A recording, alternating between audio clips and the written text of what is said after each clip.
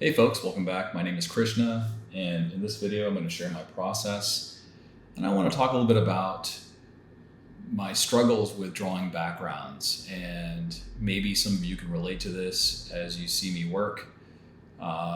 Backgrounds were not always an easy thing for me. In fact, I avoided drawing backgrounds for many, many years because I just felt that they weren't interesting. I had that naive approach, and I also wanted to only focus on characters. But the older I get and the more time that I've had with backgrounds, I find that backgrounds are way more interesting and much more relaxing and a little bit more meditative. And I really like drawing backgrounds. So as you saw in the start of this video, I start with just a random shape. I use the lasso tool to create a random shape. I use the transform and warp tool to massage the shape a little bit. I don't use all of the shape. I just use the parts that I think are interesting. And then I just begin the process. This is kind of a free-form environment. As I work, I'm thinking about depth, and I'm thinking about foreground, midground, background, and I'm also thinking about, providing a sense of texture within my work too. If you're looking at a forest setting or something where there's a lot of foliage, there's going to be different varieties of that. I did not use any reference for this. This is just something that is more of a exploration, kind of a sketchbook exploration, really.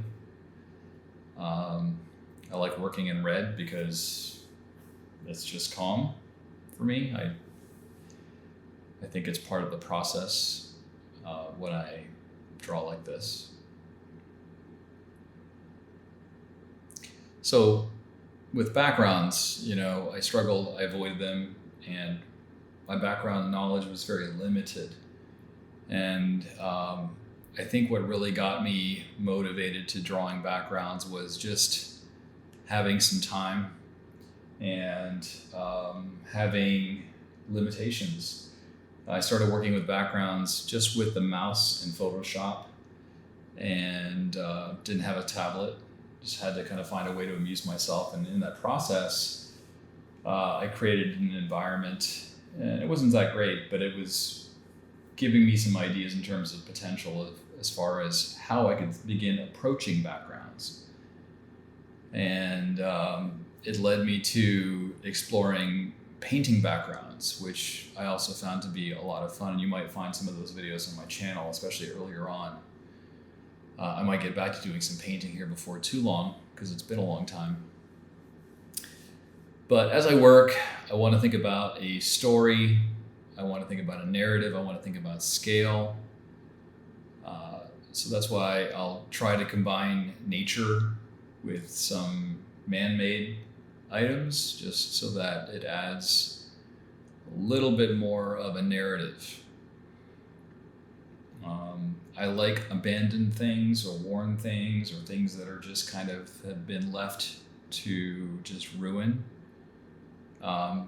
Really brings up this innate sense of curiosity for me. I think I've talked about this before.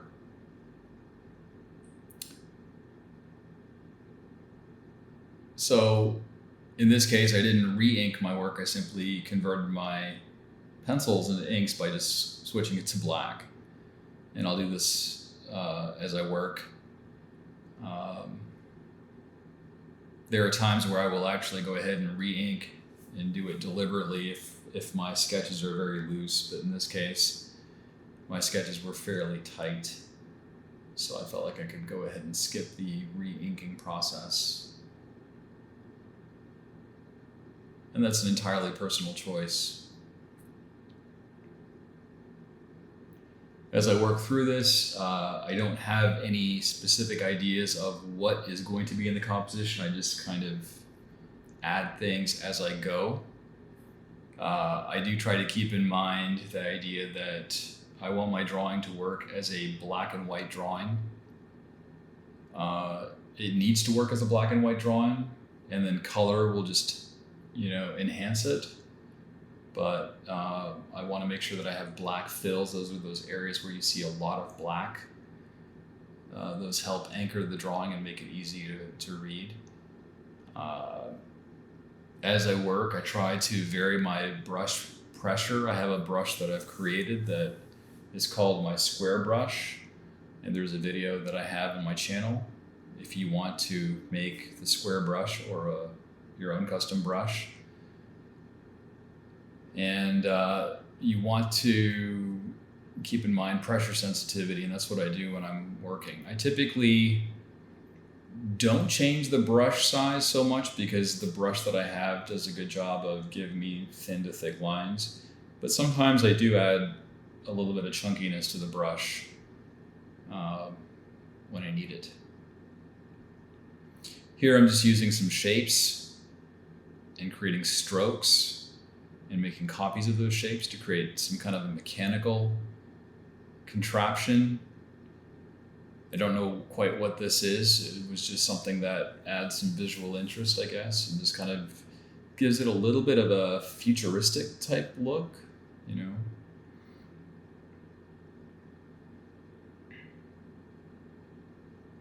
Many of the techniques that I'm using in this particular process video I've covered on my channel already. But if there's something that you see here in this video that you would like for me to expand upon, please let me know. Drop me a comment on this video. Drop me a comment on what you find most challenging about drawing backgrounds. I'd really like to get some insight and perspective from all of you who are watching this video. What are some of the things that you really struggle with? Because that can help me tailor some of my content to help you out. I created this channel as a way to help my students that were in my classes, to provide them with additional instruction after they left my class. But thanks to their encouragement, I have been making videos on YouTube now for almost, I want to say 2 years now.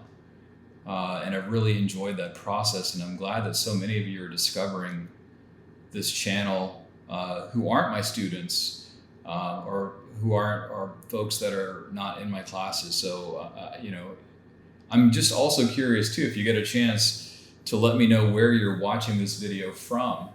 I just don't know what the reach of my content is, and I'm very curious to learn a little bit more about who's watching the videos and how you came across the videos too, just because my channel isn't big or anything, but it's always curious to me where people are discovering the content from, especially those folks that aren't my students, that are in my actual courses that I teach at college. So do drop me a note and let me know. Just help me satisfy my morbid curiosity. As I work, you're going to see me just work through color flats here. I'm not doing any shading or highlights. The full length of this video in real time would have been 39 minutes, which, as you might imagine, creates a very large file size. So I've sped this video up about 400% to keep it within a 10-minute range. I just, I wanted to make a video that would encompass everything, but I think that realistically I would have to do something like that in parts, just so that it's not going to be so overwhelming or potentially boring. But this gets most of my process in. You'll see in the final reveal that I went back and I added a few things. I think the other thing I've noticed about myself when I'm recording these videos where I'm sharing my process, I feel like when the video begins recording, I feel like in some ways that I'm under a little bit more pressure to draw faster. And so as a result, I'm more cognizant of the time than I would be if I were just drawing for myself. So that's something interesting that I've noticed about making these process videos. They're not, they're usually made with like a time limit in mind. So I'm always cognizant of the fact that, gosh, how long is this video lasting? And I try to make it work as fast as possible. So here's just the final touches here, at least for this part, before I stop recording. And there you go, final reveal. So if you found this video valuable, please give it a thumbs up. If you're new to the channel, please consider subscribing. And again, drop me a line and let me know where you're watching this video from. As always, thanks for watching, and I'll catch you in the next one. See ya.